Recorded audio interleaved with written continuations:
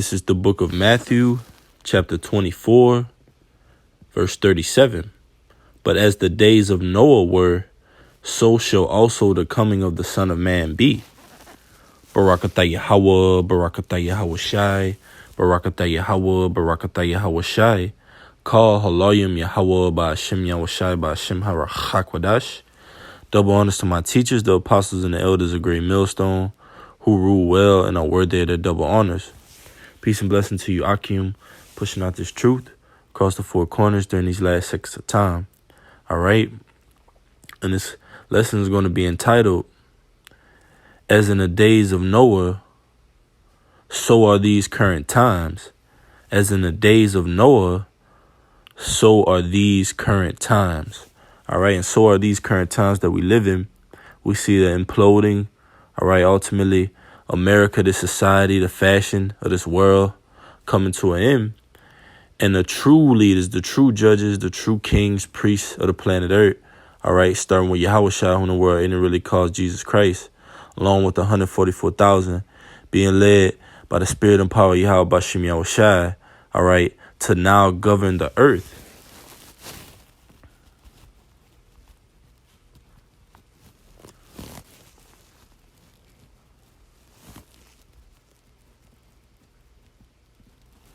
This is 1 Corinthians 7:31.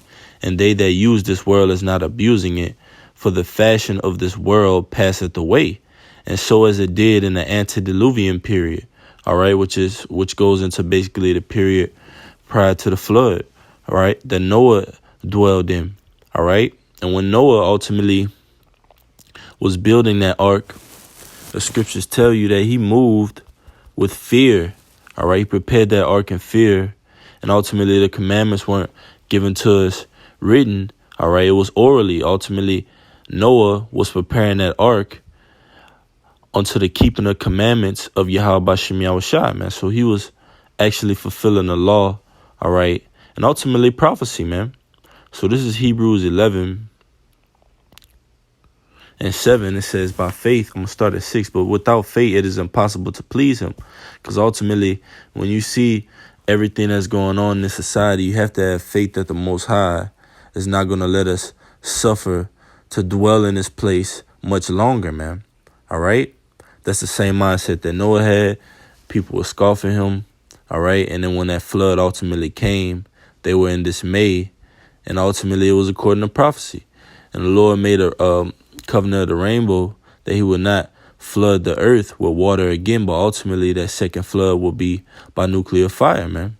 All right. So we're liking on to Noah. The elect of Israel is liking on to Noah because we prophesied the end of this thing, and that's what Noah did.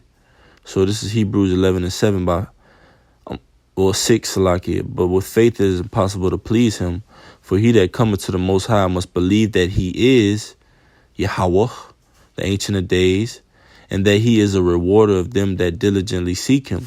So you have to diligently seek the Most High. You got to edify. You got to move according to prophecy. I believe it's Ephesians the 5th of the 6th goes into walking circumspectly, knowing the will of the Lord.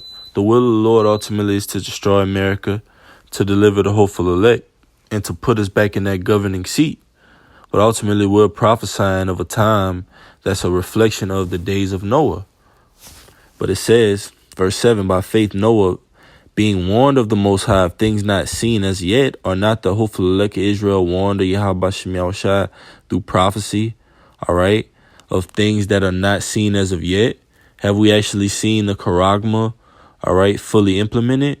No, all right, but we know that the Lord is priming this place. He's getting it ready and prepared, all right, for that major prophecy to happen for Esau, Edom to go with his move.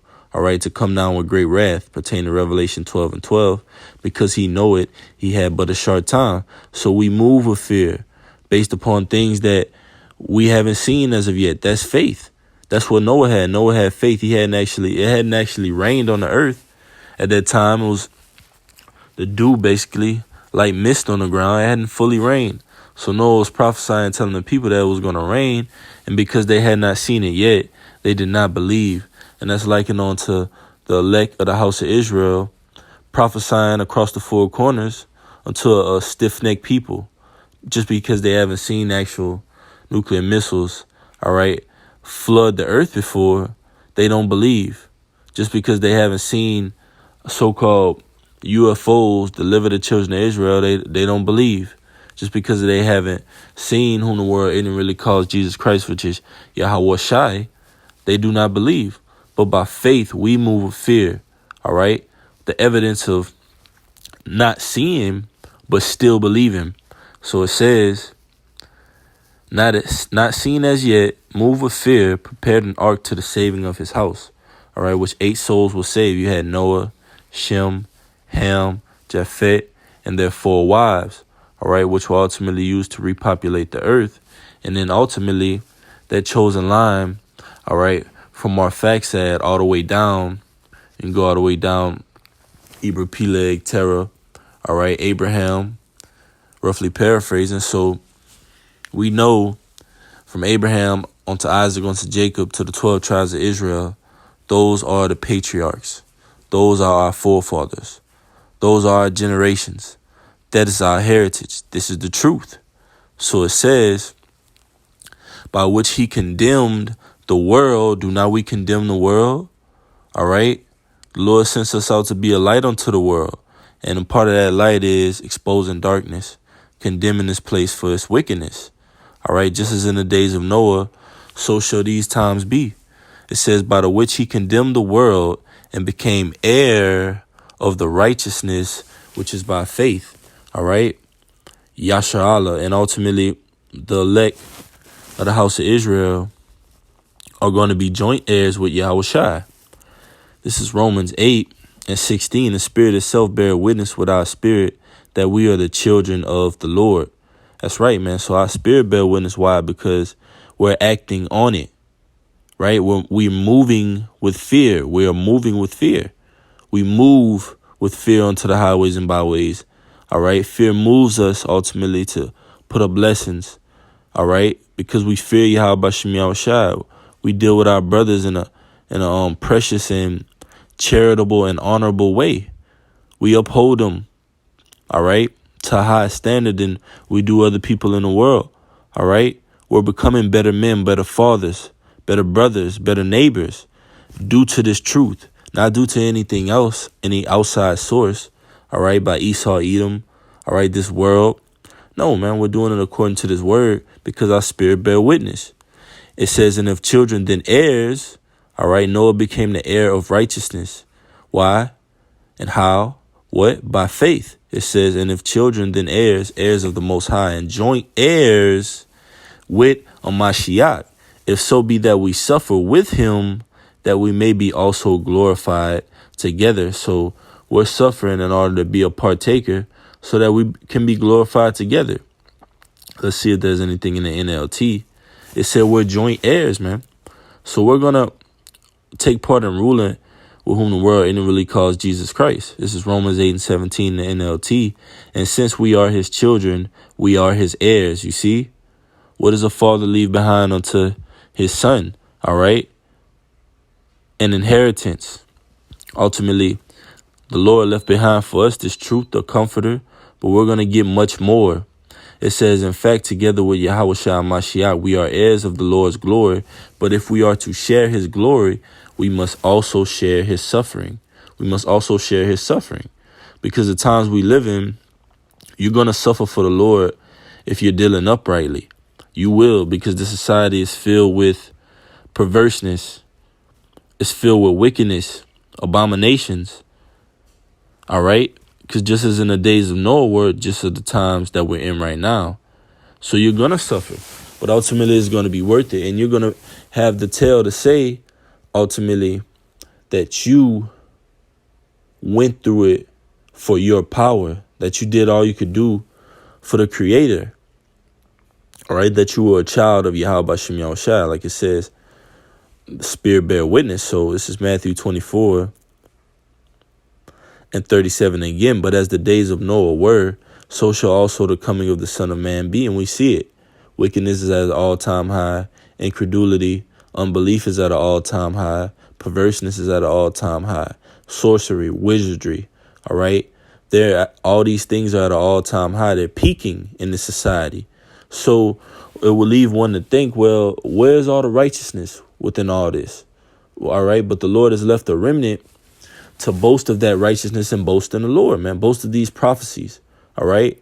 Ultimately, that are going to come to pass. Verse 38, for as in the days that were before the flood, they were eating and drinking, marrying and giving in marriage until the day that Noah entered into the ark. So up until Noah entered into the ark, all right, so up until the elect enters into those chariots, you're going to have the society with a flood-like mentality, all right? Eating, drinking, marrying, and giving into marriage. And you see that in the society. Everyone is focused on their career. Everyone is focused on their so-called position in the society, right?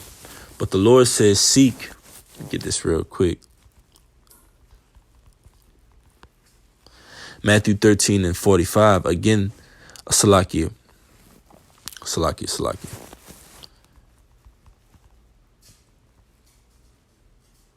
It's Matthew 6 and 33.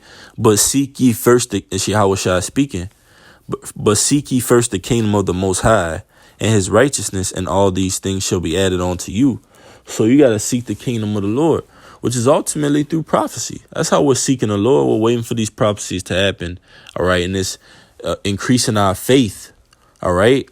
So we're not in that flood-like mindset. We're preparing. We're moving with fear like Noah was, knowing that it's going to rain, knowing that the Lord is going to do everything that he says he's going to do. We have faith in that. All right. So what if some don't believe? Romans 3 and 3 goes into that. Does that make the will of Yahweh B'Shem Yahushua and null and void? Lord forbid, man. Roughly paraphrasing. So this society is filled with unbelief. You walk into a room and you calling on Yahweh B'Shem Yahushua. You go into that room with 100 people, 200 people. All right. It's perhaps likely that you're gonna be the only honorable Yahweh B'Shem Yahushua fearing man or woman in there, man. All right. It's far and few. That's why the Lord said he's left a remnant. All right. This is Matthew 24 and 38 again. For as in the days that were before the flood, they were eating and drinking, marrying and giving in marriage until the day that Noah entered into the ark. And we see that in the society, the culture. All right. People planning weddings. All right. Turning up every weekend. Going on vacations, taking cruises. But judgment is still going on. Right? Righteousness is being sprung up. Infidelity is at an end. Right? So all these things are going on. These people are stuck in this matrix-like mindset. Right? So judgment is still taking place.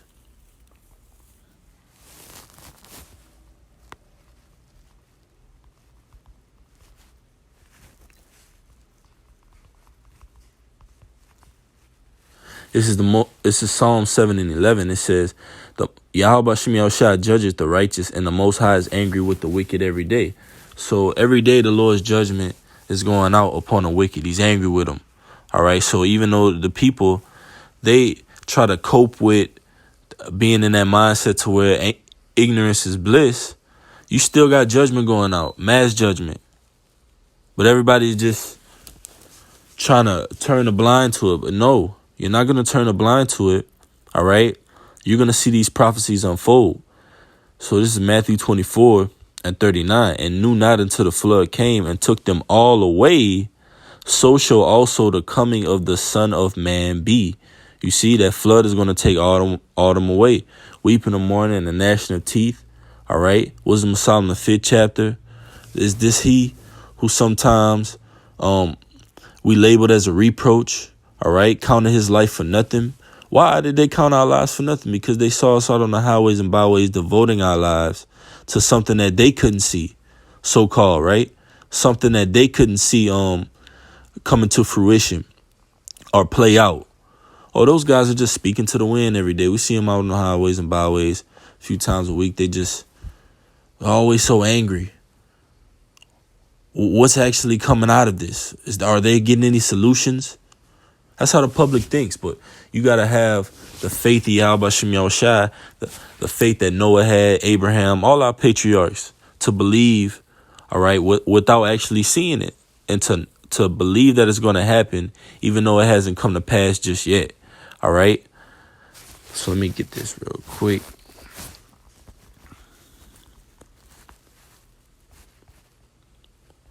Bear with me, Akim. This is 2 Peter 3:3.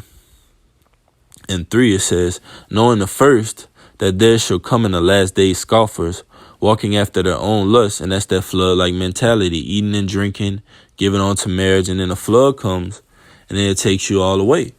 All right? Walking after their own lust, and saying, where is the promise of his coming? For since the fathers fell asleep, all things continue as they were from the beginning of the creation. And I want to see if there's something in the NLT. And that's the mindset of these people. Since the fathers fell asleep. Oh, well, that's why the scriptures tell you, make no tarrying to come to the Lord. The scriptures also tell you that though it tarry, wait for it. Okay, it will surely not tarry. And the scriptures also tell you that some men count slackness. The Lord is not slack concerning his promise. So this is 2 Peter 3:4. They say, what happened to the promise that Yahushua is coming again? From before the times of our ancestors, everything has remained the same since the world was first created. And that's the mindset of these people. Oh, I've been hearing about the Charagma. Oh, they've been saying America was going to be destroyed. Oh, they were saying that in 2000. No, but you don't have faith, man. Pay attention to prophecy, all right? Which means to say before, okay? Pay attention to these oracles, man, all right? These judgments that are going out to show you the times that we're in. Ecclesiastes, the 3rd chapter, it's a real good chapter. It goes into the times for everything. Time to kill, heal, pluck up, plant, roughly paraphrasing, just going into it. And we're in a time where Esau, Edom is being rooted up, his wickedness, all right? And Jacob that has been planted, all right? Ultimately, it's sprouting up, man. Let me get this real quick. But let me get this after I'll close out on that one. In 2 Peter 3:5, it says, for this they willingly are ignorant of, that by the word of the Most High, the heavens were of old, Salakia, that by the word of the Most High, the heavens were of old, and the earth standing out of the water and in the water, right? Shemayim, okay? The earth is actually standing out of the water and still in the water because it's still in the atmosphere or the second heaven, man, which is space basically. All right. So it says, and the earth standing out of the water and in the water, whereby the world that then was being overflowed with water perished. You see? So that's the time that Noah lived in. It was overflowing with water, man. 40 days and 40 nights, the earth was flooded with water. All right. And that actually happened, man. We have faith and we wholeheartedly believe, man. All right. The Lord saved 8 souls. It says, verse 7, but the heavens and the earth, which are now by the same word are kept in store, reserved unto fire against the day of judgment and perdition of ungodly men. You see? So the Lord even tells you that he declared the end from the beginning. So those people that say, well, what's the promise of Yahushua coming? The earth has been the same. We've been seeing the same things go on. But guess what? We're in the time of Yahushua's coming, according to prophecy, man. We know that time is near. Esau, Edom is ultimately going to go with his diabolical plan in the earth, and the Lord is going to fall it. This is 2 Ezra 7:44. In verse 43, it says, but the day of the doom shall be the end of this time, and the beginning of immortality for to come, wherein corruption is past, and we're in that day of doom. And that day of doom is going to mark the end of this current society, man. The end of this eon. So it says, intemperance is at an end, infidelity is cut off, righteousness is grown, and truth is sprung up. Then shall no man be able to save him that is destroyed, nor to oppress him that had gotten a victory. And Lord willing, all right, goes into that in Revelations 15th chapter. All right, they that had gotten a victory over the beast in his image. Lord willing, of that number to get that victory, the ultimate victory over the society, man. All right, over those nuclear missiles, over that flood. All right, to be saved out of it, like it on to Noah. the elect of this time. All right. So just as the days of Noah were, so are these current times. Lord willing, this message has been edifying. Sama, Yasha'Allah, Yahweh, Allah, Yahweh, Ahud. Hear, O Israel, the Lord our power is one Lord. Double honors to my teachers, the apostles, and the elders, a great millstone. Till next time, Shalom.